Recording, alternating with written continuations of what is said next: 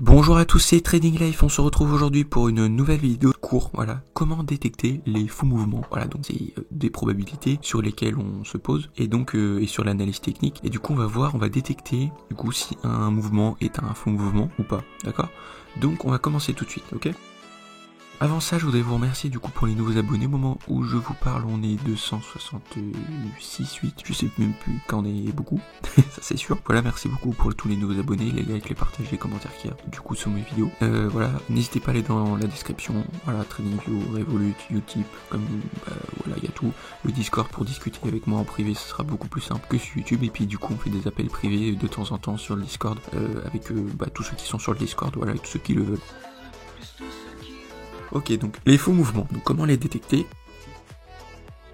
On va les détecter déjà avec la première étape, c'est connaître les probabilités de sortie des structures et des patterns, d'accord? Donc imaginons, là je vous ai pris un exemple d'un triangle rectangle et un biseau descendant, d'accord? Donc là un triangle rectangle, il a une résistance, donc là j'ai dessiné tout simplement ça avec un triangle, hein, l'objet des triangles, il a une résistance oblique et un support horizontal, d'accord? Donc là les probabilités de sortie, c'est comme ça à connaître, les probabilités de sortie sont du côté du bas, enfin du côté horizontal, d'accord? Très bien être la même chose du côté, c'est-à-dire une résistance horizontale et un support oblique, et bien du coup les probabilités de sortie sont du côté horizontal, dans tous les cas si vous voyez un triangle comme ça, d'accord? Donc en sachant ça, et en sachant aussi qu'il y a souvent de faux mouvements avant un vrai gros mouvement, et bien dès qu'on va voir sortir de ce triangle court, on va attendre un pullback, d'accord, au cas où, parce que les probabilités elles sont de notre côté, mais c'est pas réellement ce qui va se passer, ou ce qui peut se passer. Donc là pour acheter, on va attendre un pullback pile sur cette zone ici, et si ça le fait pas, et bien précisément du coup dessus, et bien ça voudra dire que c'est possiblement un faux mouvement, d'accord, et vous saurez ça, que c'est un faux mouvement, au moment, donc il faut bien que ça soit tracé les lignes, hein, au moment où la bougie va clôturer à l'intérieur du triangle, d'accord. Donc si vous avez une bougie rouge dans ce cas là qui clôture à l'intérieur du triangle ici, et bien vous pouvez vendre en scalping jusqu'à ici, selon le time frame, etc., d'accord. Là vous pouvez vendre jusqu'à là, mais le mieux c'est de vendre tout court, comme si vous aviez une position ici, d'accord. Et si vous voulez vraiment attendre les probabilités de votre côté, attendez un pullback pile sur cette zone de support qui est devenue résistance ensuite, enfin qui va devenir résistance, d'accord. Mais en tout cas vous attendez un pullback précis. Si ça réagit pas exactement sur la résistance oblique, c'est sûrement un faux mouvement, donc des fois ça fait ça, hop, ça fait pullback pile dessus, et puis ça part à la hausse, d'accord. Mais voilà, avec le mouvement qu'il y a ici, et que ça réintègre, il y a des chances du coup que ça soit baissier ensuite, et du coup on a un pullback au pire sur ce niveau là, et puis on pourra vendre, d'accord. Donc voilà, c'est d'abord connaître du coup les probabilités de sortie de chaque structure pattern, ok. Dès que ça casse un niveau, ça veut dire que il y a des chances que ce pattern il soit validé, ou soit il soit pas validé s'il est à un certain endroit par rapport à la structure au pattern, d'accord. C'est pareil du coup pour le biseau descendant. Donc le biseau descendant, il y a souvent des vagues de wolf à l'intérieur, donc n'hésitez pas à aller voir la vidéo, je vous mettrai en haut à droite ici. Donc en fait vous avez des vagues 1, 2, 3, 4, 5, bon ça c'est les vagues de wolf, ok. Sinon le biseau c'est un triangle donc il y a des impulsions de plus en plus petites du coup entre cette résistance oblique et ce support oblique, d'accord. En soi il y a plus de baisse que de hausse, mais les baisses et la hausse sont de plus en plus petites, ok. Vous voyez ça, donc ça va nous faire un certain nombre de vagues, donc ça c'est les vagues de wolf. Et en fait les probabilités de sortie sont vers le haut, parce que ici ça se fait souvent sur des zones de support, ok. Ça fait par exemple les biseaux, ça peut servir pour aller toucher les stop loss des gens par exemple, ou faire acheter des gens à 1, 2, 3 niveaux, et à chaque fois prendre des stop loss, les gens vont vendre ici, ils vont se faire avoir, et finalement ça va repartir là, d'accord. Donc ça c'est vraiment un gros piège de vendre ces niveaux là, d'acheter sur un biseau comme ça, d'accord. Donc en fait dans ce cas là faut attendre du coup les faux mouvements, parce que là les biseaux comme ça c'est souvent les faux mouvements à ce niveau là, d'accord.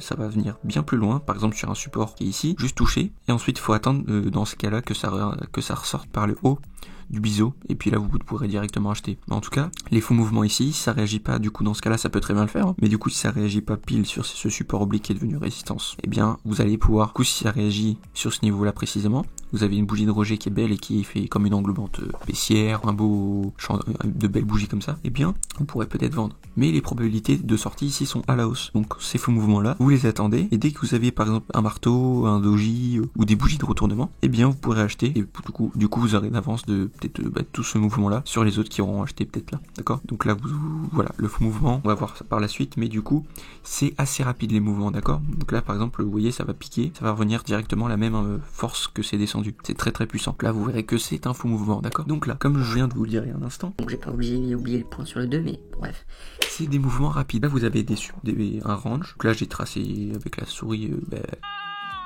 un cours. Là imaginons il y a un petit pullback ici d'une bougie, hop, bougie de Roger, on achète, et là tout d'un coup la bougie elle casse tout, elle réintègre en 2-3 bougies le range, alors que ça n'a pas bien réagi à ce niveau-là. Donc on peut très bien acheter là et acheter là. Mais en tout cas, si vous voyez qu'ici la bougie, elle est verte, ok, faut que ça réagisse ici, soit verte, et que ça fasse, le plus souvent, c'est une englobante haussière. Donc englobante haussière ou baissière d'ailleurs, c'est en 2 bougies maximum que ça englobe la dernière bougie. Là vous avez une bougie rouge, si je parle d'une englobante haussière, ça veut dire qu'en 2 bougies, le corps de la deuxième bougie va au moins dépasser la mèche de cette bougie-là, qui aura par exemple là, je sais pas, mais en tout cas, dépasser la mèche de la bougie rouge qui est ici si on a une, avec 2 bougies maximum, du coup dans ce cas-là verte. Ok, sinon vous prenez pas position, enfin c'est un conseil, surtout ne prenez pas position. Ensuite, la même chose, dès que ça va réintégrer du coup le range pour vendre, souvent il y a des petits pullbacks, donc c'est pas aussi loin que ça, mais des fois ça le fait quand même, hein.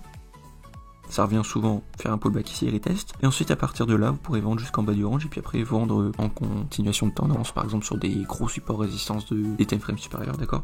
Mais en tout cas les faux mouvements c'est super rapide. Vous avez des mouvements, petits mouvements, pas super forts, ok. Puis d'un coup, explosion.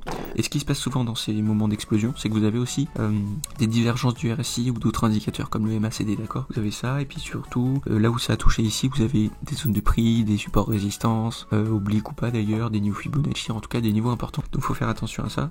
Et donc pour prendre position dans ces cas-là, attendez que ça passe au-dessus de ce gros mouvement-là, par exemple une zone institutionnelle, pour acheter, d'accord.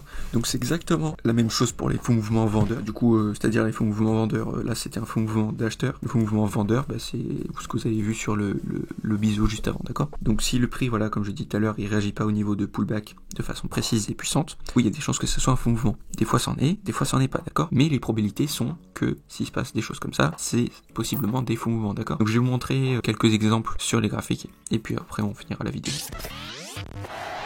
Du coup là je vais vous trouver un range et puis voilà. Les ranges, je vous ferai des vidéos sur les ranges bientôt. Que les ranges ça regroupe tellement de secrets. On va aller sur le EURUSD. Donc là on va voir tout simplement là. Vous voyez, est-ce que vous reconnaissez? Donc on est tombé sur un bon exemple directement, sans couper au montage. Vous voyez, on est directement tombé dessus. Donc là vous avez un triangle, donc là vous prenez le haut ici, prenez le maximum de rebond sur ces hauts là. Donc au début vous êtes ici, et si on regarde bien plus bas, regardez cette bougie ici, quand je trace avec ce haut, cette mèche ici, les gens ont vendu. Vous voyez la bougie rouge, celle que je vous ai montré, ils ont vendu, d'accord. Ce qui s'est passé ensuite, bah, c'est un faux mouvement, d'accord. Donc là on va tracer pour l'instant ici, comme si on était, vous voyez, je vais mettre un bot replay, pour l'instant on voit ça, d'accord. Donc là, on voit ça a cassé, ça n'a pas réagi précisément encore dessus, d'accord. Là, il faut vraiment que ça réagisse bien sur cette zone-là. Il peut très bien y avoir des zones horizontales, comme par exemple celle-ci. Hein. Regardez, là, ça réagit. Hein. Si on veut entre cette zone-là, on peut tracer cette zone-là, on peut dire que ça réagit. Enfin, on le voit bien, d'accord. Regardez, voilà, ce bas de la bougie-là, il a réagi là, ok. Et donc, vous avez vu, avant que je fasse le mode replay, ça a chuté ensuite. On va voir pourquoi. Donc là, pour l'instant, ça n'a pas réagi précisément. Donc on laisse partir, ok. Donc là, normalement, j'ai tracé assez précisément. Voilà, ça donne normalement, c'est bon. Voilà, pour moi, c'est assez précis. Donc là, ça peut-être le biais de confirmation. Il va m'avoir sûrement. J'espère pas. C'est un biais que je vous ferai sur un short bientôt. Mais vous comprendrez. Donc là, voilà, bah, la bougie n'est pas clôturée. Donc là, la clôture est dessous. Là, on pourrait très bien vendre, ok. Mais c'est peut-être les gens, ils peuvent très bien penser que là, c'est un niveau de pullback sur une zone, d'accord. Donc là, on peut très bien encore acheter. Mais par ceux qui ont vu le triangle ici, il faut attendre que ça réagisse pile sur le triangle, genre sur la trendline, d'accord. Donc là, on a toujours une position d'achat, d'accord. Ok, pas vraiment. Ah, ici, voilà. Ici, on va attendre qu'une bougie clôture au-dessus de ce niveau-là, la prochaine. Si ça le fait pas, on prend pas position. Ok, la bougie a clôturé. Ah, je suis en weekly en plus, j'avais même pas fait attention. Bon, en tout cas, c'est pareil, c'est la même chose. Donc là, vous voyez, ici, on peut acheter. Ça, voilà. Par rapport à cette zone-là, etc., on peut avoir pas mal de confirmations comme quoi on peut acheter ici, d'accord. Donc imaginons qu'on achète, ça peut arriver à tout le monde de faire des erreurs, voilà. Le stop loss, bon là c'est en weekly, forcément il y a beaucoup de pips. Bon, on va mettre le TP en haut du triangle, n'importe où. Là on sait ce qui va se passer, le TP vous le placez où vous voulez, de toute façon sûrement en haut du triangle. Donc là on laisse passer, hop, et voilà. Là on a un stop loss, ok. Donc là ce qui peut se passer, ça a pas encore intégré, ça a intégré, ça a piqué le stop loss, mais ça n'a pas clôturé à l'intérieur. Donc là on va attendre que ça rejette à la hausse ou soit que ça clôture à l'intérieur. Ok, donc ça, là du coup ça n'a pas réagi correctement. Faut que ce corps ou la mèche réagisse pile là, d'accord. Donc là c'est pas bon. Donc tant qu'il n'y a pas ça, en fait, on fait rien. Pour l'instant, du coup on a pris un stop loss. Là ça réagit avec la bougie rouge et là il nous faut une bougie verte. Ok, donc là on n'a pas de bougie verte, donc on laisse. Ok, là on a une bougie verte, d'accord, mais c'était la deuxième qu'il fallait verte. Ok, puis là en même temps vous pouvez voir, bon il y en a sûrement qui l'ont vu, hein, mais du coup on peut voir quelque chose comme ça aussi, vous voyez, un triangle, un biseau avec un triangle tout simplement en traçant comme ça et puis comme ça. Donc là ça a clôturé, mais ça a pas vraiment fait une belle cassure, ça a juste clôturé et recommencé plus bas. Et en fait ça c'est une fausse cassure, c'est un piège à, entre guillemets, débutant. Voilà, on va dire ça comme ça. Donc là ça a pas cassé, ça a juste clôturé au niveau du coup de cette trendline et la bougie elle a repris à côté. La trendline est baissière, la bougie elle ouvre au même niveau et vous voyez que là ça a pas réellement cassé, ça a juste ouvert la bougie d'à côté, d'accord. Donc ça c'est des fausses cassures, faut faire attention. Donc là on pourrait très bien acheter si du coup la bougie verte clôture au-dessus de la mèche de cette bougie là. Donc là c'est rouge, ok, là ça intègre le biseau, le triangle, on est sur un niveau de support oblique, hop, on peut pour l'instant rien faire. Ok, là ça fait la même chose, ça doit faire le même chose qu'ici, là, la fausse cassure. Hop, et du coup à partir de là, vous pouvez vendre, voilà.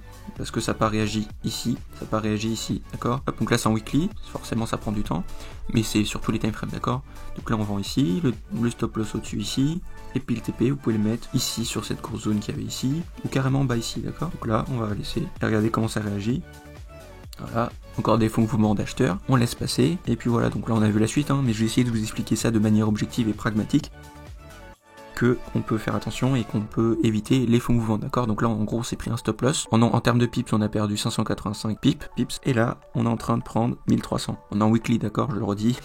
Mais voilà, donc là on est en face du triangle. Hop. Donc là on a une épaule tête épaule par exemple, la ligne de cou ici a été cassée, donc on peut très bien fermer position ici, après ça c'est chacun la stratégie de sortie, ok. Et du coup là maintenant qu'on a un nouveau haut, on va tracer ça, voilà, jusqu'en haut de la mèche ici, et puis là on va laisser, ça va sûrement revenir toucher la mèche ici, enfin la trendline, et donc le stop loss il est bien placé, donc on a juste à attendre, d'accord. Là voilà, l'épaule tête épaule a été cassée, ça nous a fait encore pullback, mais ça n'a pas été OTP, encore de l'épaule tête épaule si c'en est une, donc ça va sûrement aller ici, il me semble que quand j'étais dans le backtest, du coup il me semble que j'ai vu toucher la trendline, voilà, c'est en train de monter, ça va sûrement venir la toucher, et voilà. Donc là, on est toujours on est sûrement BE, si vous voulez mettre BE, vous mettez BE. Là, vous voyez, ça fait encore un faux mouvement, ça n'a pas réagi avec une bougie verte pile au bon endroit, toujours pas. Et là, ça a réintégré, on a des possibilités de vente, dès que ça casse par exemple un support, vous pouvez vendre, ou juste, voilà, manager votre trade. Puis voilà, donc là, ça va sûrement aller en bas, comme on a vu tout à l'heure, avant d'aller en replay. Et voilà, et là, vous avez le TP, regardez ça, incroyable, voilà, d'accord. Donc là on va mettre stop, voilà, donc là on a le TP d'attente, 2000 pips. Donc j'espère que vous aurez apprécié cette vidéo, j'espère que vous aurez compris les faux mouvements. Et voilà, si vous avez des questions, n'hésitez pas sur YouTube, dans les commentaires juste en dessous de la vidéo. Et puis aussi sur Discord, voilà, si vous avez des questions plus précises, etc. Eh bien, n'hésitez pas à aller sur le Discord et puis vous aurez vos réponses, d'accord. Voilà, je vous invite fortement à rejoindre le Discord, voilà, on fait des appels de plus en plus souvent, avec plus en plus de monde, donc c'est vraiment super cool. Et puis voilà, donc j'espère que vous avez apprécié cette vidéo, voilà, n'hésitez pas à liker, commenter, partager, et puis on se retrouve du coup jeudi pour une nouvelle vidéo, ou peut-être avant si je sors d'autres shorts, et puis voilà, donc merci à tous d'avoir regardé la vidéo jusqu'à la fin, n'hésitez pas à liker, commenter, partager, et puis moi je vous dis donc à jeudi, et puis voilà, allez ciao les gens, salut, très bien.